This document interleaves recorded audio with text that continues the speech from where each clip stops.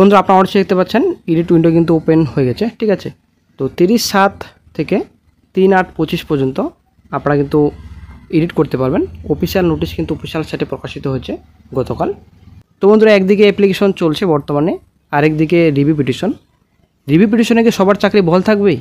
এই যে পরীক্ষা 7 তারিখ এবং 14 তারিখ রাখা হয়েছে সেপ্টেম্বর মাসে, 7 তারিখ 14 তারিখ পরীক্ষা হবে শিক্ষকদের, একটা প্রশ্নবোধক চিহ্ন।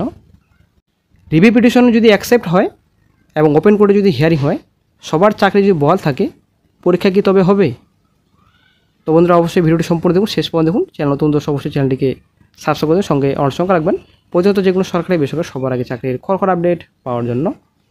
তো বন্ধুরা আশা করি সকলে জানেন রিভিউর ব্যাপারে গতকালকে কিন্তু সিজিএর কাছে অ্যাডভোকেট মেনকা ম্যাডামের সঙ্গে আর্গুমেন্ট হয়েছিল গতকালকে, ঠিক আছে। তো আর্গুমেন্টে অনেক কিছু কথা বলা হয়েছিল। তো সিজিএর কাছে সিনিয়র অ্যাডভোকেট মেনকা ম্যাম কিন্তু বলেছিলেন গতকালকে যে নবম শ্রেণী থেকে দ্বাদশ শ্রেণী পর্যন্ত যুক্ত নির্দোষ শিক্ষক যারা পশ্চিমবঙ্গ রাজ্যে বহু বছর ধরে পড়াচ্ছে মাইলর্ডস, তো সকলকে বরখাস্ত করা হয়েছে মাইলর্ডস আপনার লর্ডশিপের আদেশ অনুযায়ী। এখন এই আদেশ অনুযায়ী আমরা বছরের শেষ পর্যন্তই আমাদের পদে রয়েছি, এই কথাটাই কিন্তু বলেছিলেন সিনিয়র অ্যাডভোকেট মেনকা ম্যাম। তো তারপরে কিন্তু সিজিএ স্যার বলেছেন ওয়েস্ট বেঙ্গল, তো দুবার করে কিন্তু বলেছিলেন সিজিএ স্যার ওয়েস্ট বেঙ্গল। তো তারপরে কিন্তু অ্যাডভোকেট ম্যাম বলেছিলেন যে হ্যাঁ ওয়েস্ট বেঙ্গল মাইলর্ডস। তো নতুন করে নিয়োগ শুরু হয়েছে, সেপ্টেম্বর মাস পরীক্ষা, এটা কিন্তু নোটিশ দিয়ে দেওয়া হয়েছে এবং অ্যাপ্লিকেশন কিন্তু অলরেডি প্রায় শেষের দিকে। এখন বর্তমান এডিট উইন্ডো ওপেন করা হয়েছে, ঠিক আছে। তো অনেক কিন্তু কথাবার্তা হওয়ার পরে কিন্তু যেহেতু এটা ডায়েরি নম্বর নয়, তো তার জন্য কিন্তু কোনো রকম মেনশনের মধ্যে পড়ছে না। তো সিজিএ স্যার কিন্তু বলেছিলেন গতকাল এটিকে সার্কুলেটেড উইজেটে যোগ করা হবে। তো গতকাল কিন্তু মেনশনের প্রসেস কিন্তু সাকসেসফুল কিন্তু হয়ে গেছে। আসলে একটা সুখবর কল চাকরিহারদের জন্য, বিশেষ করে যোগ্য চাকরিহারদের জন্য। তো এবার চলে আসছি সুপ্রিম কোর্টে যে গতকাল রিভিউ মামলা মেনশন হয়েছে। রিভিউ মামলা মেনশন করা এবং রিভিউ অ্যাকসেপ্ট হওয়া একই জিনিস কি নাকি দুটি ভিন্ন ধাপ? তো আমরা একটু আলোচনা করি। তো মেনশন করা, গতকালকে যদি মেনশন করা হয়েছে আশা করি জানেন, যদিও মেনশনের মধ্যে পড়ে না, এর মানে হলো আপনি আদালতের সামনে একটি রিভিউ পিটিশন উল্লেখ বা উত্থাপন করেছেন, ঠিক আছে। তো আইনজীবী প্রধান বিচারপতির সিজিএর বেঞ্চে গিয়ে বলেন যে এই রিভিউ মামলা খুবই গুরুত্বপূর্ণ, অত্যন্ত জরুরি, শিগগিরই শুনানির জন্য তালিকাভুক্ত করা হয়, এটা রিকোয়েস্ট রাখতে পারেন। তো এটি কেবলমাত্র আর্জেন্ট শুনানির জন্যই কিন্তু অনুরোধ করেন। এটাতে রিভিউ পিটিশনের গুণমান বা গ্রহণযোগ্যতা নিয়ে কিন্তু কোনো সিদ্ধান্ত হয় না। তো রিভিউ পিটিশন অ্যাকসেপ্ট হওয়া, তো যে রিভিউ পিটিশন হবে, তো এই ধাপে কিন্তু বিচারপতিরা রিভিউ পিটিশনের বিষয়বস্তু বিচার করে দেখেন তারা আগের রায় স্পষ্ট ভুল আছে কিনা তা বিচার করেন। যদি তারা মনে করেন রিভিউয়ের ভিত্তি যথার্থ, তখন তারা রিভিউ পিটিশন অ্যাকসেপ্ট করেন এবং তারপরে কিন্তু ওপেন কোর্টে হিয়ারিং হয়, ঠিক আছে। এই হচ্ছে রিভিউ পিটিশনের মূল। তো অনেক জায়গা থেকে খবর পাওয়া যাচ্ছে, তো অনেকেই বলছেন, অনেকে ফেসবুকে পোস্ট করেছেন যে রিভিউ পিটিশন নাকি অ্যাকসেপ্ট হয়েছে, খুব শিগগিরই নতুন করে বেঞ্চ গঠন করার পর একটা হিয়ারিং হবে, ঠিক আছে। অনেক জায়গায় কিন্তু আপডেট পাওয়া যাচ্ছে এবং ফেসবুকে কিন্তু ভাইরাল হচ্ছে বর্তমানে এখন। তো বন্ধুরা এরকম কিন্তু কোনো রকম আপডেট পাওয়া যায়নি। তো যারা চাকরি হারা রয়েছেন তারাও কিন্তু এই বিষয়ে কোনো কিছু জানাননি যে রিভিউ পিটিশন অ্যাকসেপ্ট হয়েছে এবং একটা নতুন করে বেঞ্চ তৈরি করা হয়েছে, স্পেশাল বেঞ্চ, এরকম কিন্তু কোনো গুরুত্বপূর্ণ আপডেট নেই। তবে তো বর্তমানে যে সিজিএ স্যার বলেছেন যে একটা নতুন করে বেঞ্চ গঠন করা হবে, স্পেশাল বেঞ্চ।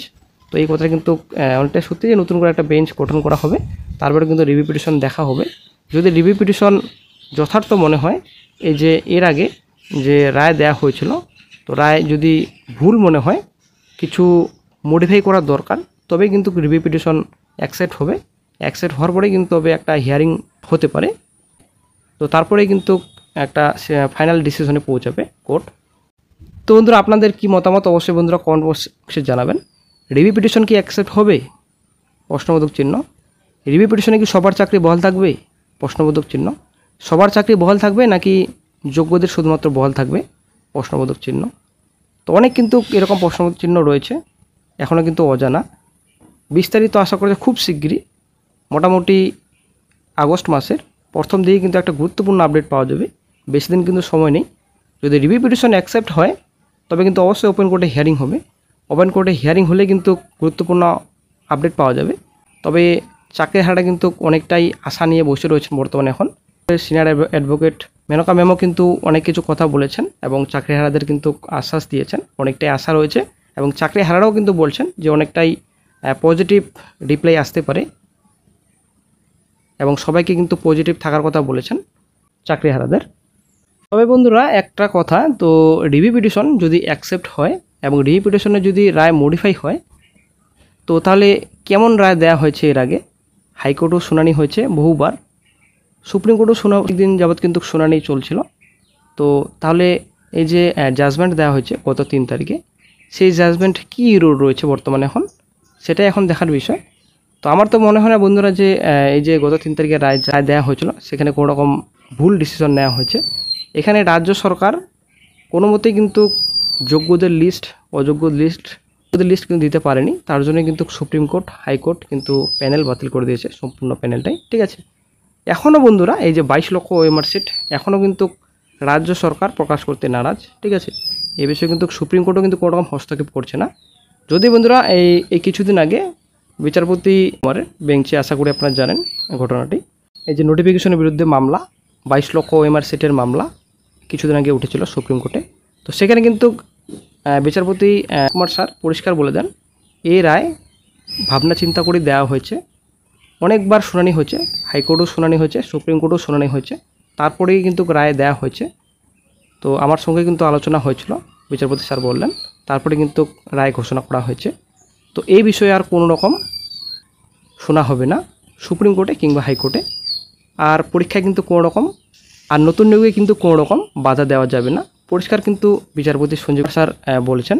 সুপ্রিম কোর্টের বিচারপতি সঞ্জয় কুমারের বক্তব্য অনুযায়ী আভাস পাওয়া যাচ্ছে যে রিভিউ পিটিশন ডিসমিস হওয়ার 99% কিন্তু সম্ভাবনা রয়েছে। তো ব্যাপারটা হচ্ছে এখন গতকালকে যে সিজে স্যার বললেন, তো ওয়েস্ট বেঙ্গলের কথাটা যখন বলেছিলেন তখন কিন্তু অনেকটাই জানার মধ্যে ছিল স্যারের যে ওয়েস্ট বেঙ্গলে 26,000 চাকরি বাতিল হয়েছে। উনি কিন্তু দুবার কথাটি বলেছেন ওয়েস্ট বেঙ্গল, ঠিক আছে। অ্যাকচুয়ালি হয়তো উনি জানেন যে ওয়েস্ট বেঙ্গলে 26,000 চাকরি বাতিল হয়েছে, তবে অবশ্যই কেন জানবেন না, যেহেতু দিল্লিতে চাকরিহারা বর্তমানে এখন ধর্নায় বসেছেন, আন্দোলন করছেন। পুরো ওয়েস্ট বেঙ্গল জুড়ে কিন্তু আন্দোলন হয়েছে এই 26,000 চাকরি বাতিল হওয়ার পর, অবশ্যই কারো অজানা নয়, আশা করা যায়। তবে বন্ধুরা এই যে গতকালকে সিজে স্যার বললেন নতুন করে একটা বেঞ্চ তৈরি করা হবে, তো সেই বেঞ্চে কি বিচারপতি সঞ্জয় কুমার থাকবেন? যদি থাকে অবশ্যই আশা করা যায় একটা গুরুত্বপূর্ণ আপডেট, বিশেষ করে চাকরিহারাদের জন্য অবশ্যই কিন্তু গুরুত্বপূর্ণ আপডেট পাওয়া যাবে। কারণ এর আগে নোটিফিকেশন বিরুদ্ধে মামলা 22 লক্ষ ওএমআর সিটের মামলায় একটা আভাস পাওয়া গিয়েছিল, নেগেটিভ আভাস পাওয়া গিয়েছিল 26,000 চাকরি বাতিলের, ঠিক আছে। তো এই যে এখন বর্তমানে রিভিউ পিটিশন যেহেতু একটা ফাইনাল বলা চলে এটা, তো ফাইনাল যদিও কিউরিটি পিটিশনে অনেকটাই দুষ্কর ব্যাপার, তো রিভিউ পিটিশন যেহেতু ফাইনাল ডিসিশন কি দেখবেন বিচারপতি সঞ্জয় কুমার স্যার? তো কিন্তু নতুন বেঞ্চ গঠন করলে অবশ্যই কিন্তু হয়তো বিচারপতি সঞ্জয় কুমার থাকবেন।